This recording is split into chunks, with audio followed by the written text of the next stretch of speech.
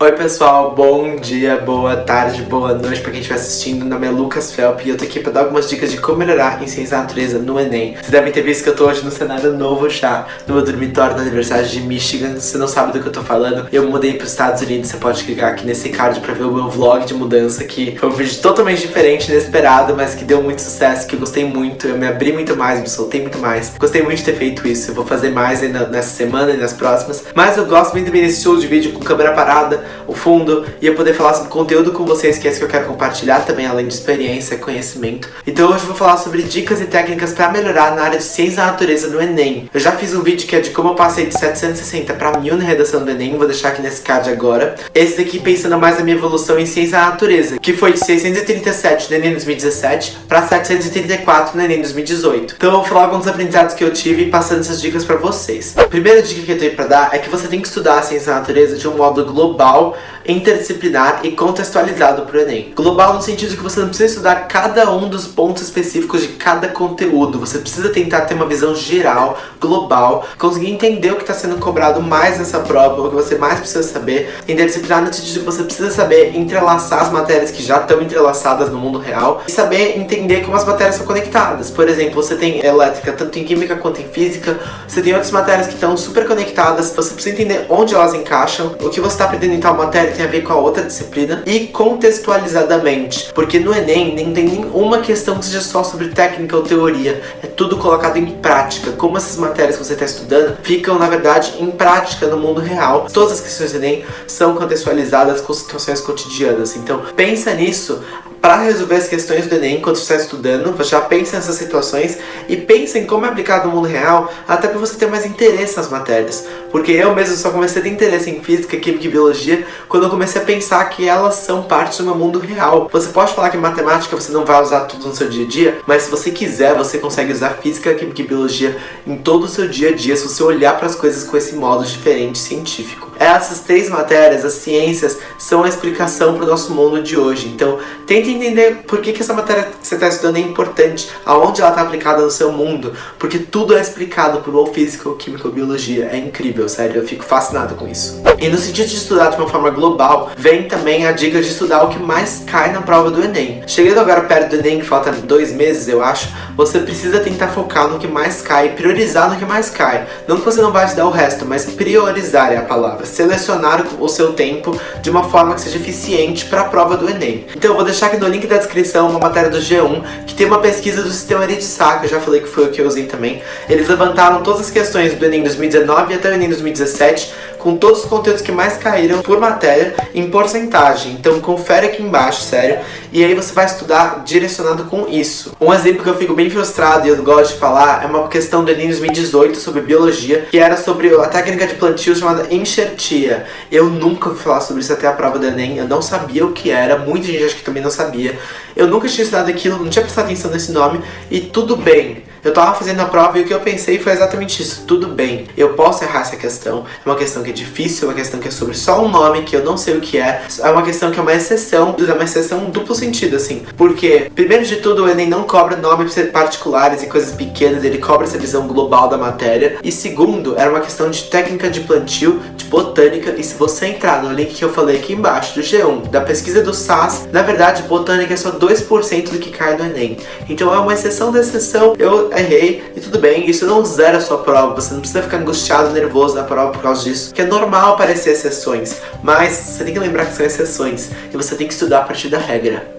Agora pensando em como resolver as questões na hora da prova, principalmente de física e química, mas também de biologia, eu gosto de dar essa técnica tanto para matemática quanto para ciência da natureza, mas que é primeiro ler a pergunta, ler o comando da questão para depois ler o enunciado completo. Isso vai te ajudar a direcionar a sua leitura do enunciado, ser mais eficiente e já entender aonde você quer chegar com a sua leitura, o que você quer encontrar depois como produto final. E aí vem também outra dica que é mais para questões de cálculo: seleciona os dados que estão no enunciado já da primeira leitura que você faz, ou circula, ou anota, ou copia, ou só grifa, para quando você for fazer uma segunda leitura talvez já ser bem mais focado em quais são os dados. E aí vem uma coisa que eu gosto bastante de falar, que é a prova de ciência da natureza vem junto com a prova de matemática. A gente tem que pensar nisso também para ter essa visão global da prova, né? O segundo dia de prova. Vai ter muito cálculo, vai ter muito número. E você precisa pensar qual vai ser o seu descanso nesse meio tempo. Pode ser ir no banheiro? Pode. Mas vamos pensar em outra forma de resolver a prova como descanso. As questões de biologia normalmente não tem cálculo. Tem genética que não tem cálculo, mas normalmente não tem cálculo nas questões de biologia. Então tenta guardar as questões de biologia como sua válvula de escape,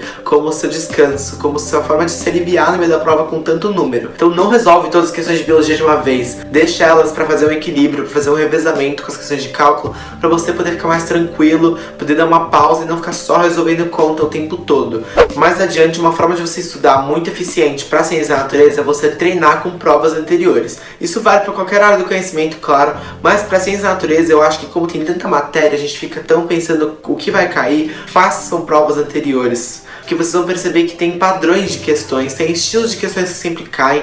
E se você olhar um conteúdo, não vai ser todo o conteúdo que vai cair, vai ser sempre uma seleção, um filtro desse conteúdo, porque sempre são cobrados um tipo de questão em cada conteúdo. Eu não vou conseguir falar aqui nesse vídeo, que não tem tempo nem conhecimento para falar todos os tipos de questões que caem de cada conteúdo, mas se você faz as provas anteriores, você percebe que tem sempre algum padrão de questões nessa matéria, sempre tem uma habilidade que é sempre cobrada nas provas do Enem, e essas são as habilidades que você tem que saber, esses são os tópicos que você tem que saber dentro daquele conteúdo gigante. Então, se você faz provas anteriores, você mesmo já filtra o que você tem que estudar mais, quais habilidades que você tem que ter, você já treina o seu cérebro para resolver aqueles padrões de questões. E é claro, o Enem mesmo tem o seu manual de competência e habilidades, então é claro que as questões vão ter esse padrão. A prova tem o intuito de cobrar de você certas habilidades. Por último, a última coisa que eu quero falar, a última dica que eu quero fazer é uma frase para deixar vocês um pouco mais aliviados e pensar um pouco mais nisso, refletir por um outro lado, que é que ciência da natureza, você não precisa decorar tudo. Você não precisa decorar tudo. Você não precisa saber todas as fórmulas, você não precisa saber todos os nomes. É sobre selecionar o que decorar, porque você não precisa decorar tudo. Pensando nisso, para terminar, eu quero falar de alguns métodos de memorização. Para mim, existem dois tipos de pessoa para decorar a fórmula. Existe aquele tipo de pessoa que precisa enfiar a fórmula na cabeça de alguma forma, precisa decorar os nomes, as letras, a estrutura da fórmula, tudo, e enfiar na cabeça de alguma forma. E o segundo tipo de pessoa que precisa entender a fórmula por trás, como chega até ela, como ela foi descoberta, para conseguir lembrar na hora da prova.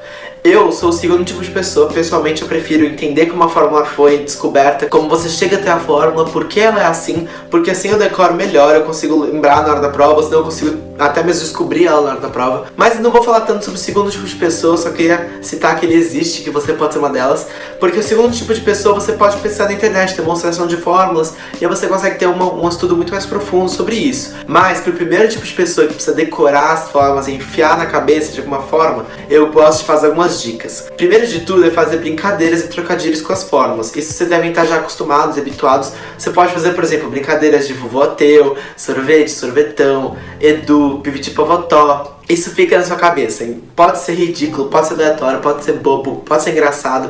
Isso é o que faz ficar na sua cabeça. Então você pode criar os seus, pode pegar de outras pessoas.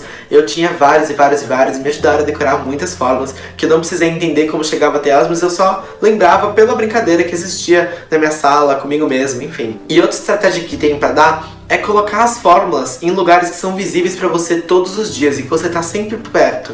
Então, por exemplo, colocar a fórmula no seu cantinho de estudos, no post-it, colocar a fórmula no espelho do seu banheiro enquanto você escova os dentes e você tá lá. E mesmo que você não esteja prestando atenção nelas, você está inconscientemente lembrando delas e memorizando um pouco mais. E aí vem uma novidade muito legal que eu queria falar também nesse vídeo, porque bateu as datas e coincidiu. É um projeto que eu tô fazendo lá no Instagram com a minha amiga muito fofa, a Thaís, do @studies.t.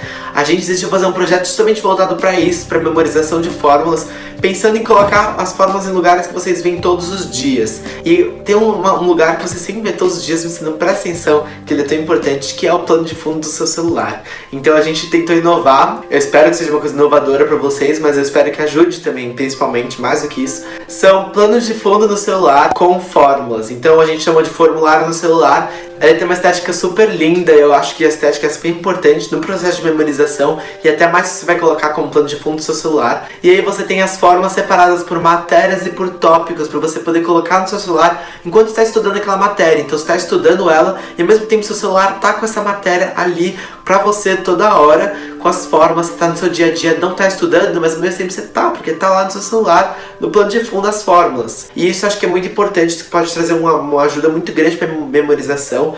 Pensando que, por exemplo, eu fui ver o meu uso de celular, eu ligo meu celular em média 100 vezes por dia. Então quer dizer que eu vejo meu plano de fundo, meu wallpaper, todo dia 100 vezes ou mais. Então assim, você vai conseguir lembrar muito mais as fórmulas, porque com certeza, inconscientemente, você tá vendo aquelas fórmulas 100 vezes ao dia. E aí também uma dica pessoal que eu tenho pra dar, eu gostei muito de ter feito isso, foi um hábito que mudou bastante da minha vida nesses 3 meses que eu decidi fazer isso, é tirar as notificações do celular, sério. Porque agora você vai colocar também esse formulário no seu celular, as notificações vão acabar barrando ali, impedindo, mas também por saúde própria, porque as notificações no celular acabam tirando um pouco da nossa produtividade, acabam nos guiando pro que fazer na hora que você pega o celular. E eu, quando eu pego o celular, eu tenho um motivo, alguma coisa que eu quero fazer, e eu perco essa noção, eu perco o que eu tava fazendo, porque eu vejo as notificações. Então, as notificações perdem um pouco da nossa produtividade. Se você desativar elas, que é uma coisa muito libertadora, você vai perceber que você vai ser muito mais produtivo. Bom, essa foi uma dica, na verdade, pessoal, não teve a ver com ciência da natureza, mas, mesmo assim, esse projeto tá lá no meu Instagram, @nfelp, junto com a Thaís, @studies.t.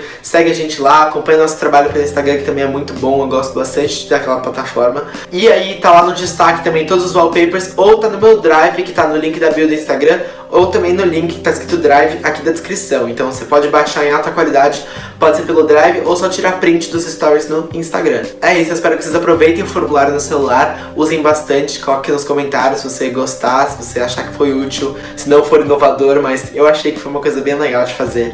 E é isso, basicamente são essas minhas dicas pra vocês melhorarem ciência da natureza. Espero que tenha ajudado, espero que vocês tenham gostado desse novo cenário. Tem minha placa de 100 mil agora também, tô muito chique. Vou vir com mais vídeos de conteúdo a partir de agora, mais vezes de vlog também da faculdade, porque tô vivendo uma coisa muito louca aqui e tô muito feliz com isso, muito feliz com tudo que tá acontecendo até agora. Muito obrigado, um beijão e até a próxima.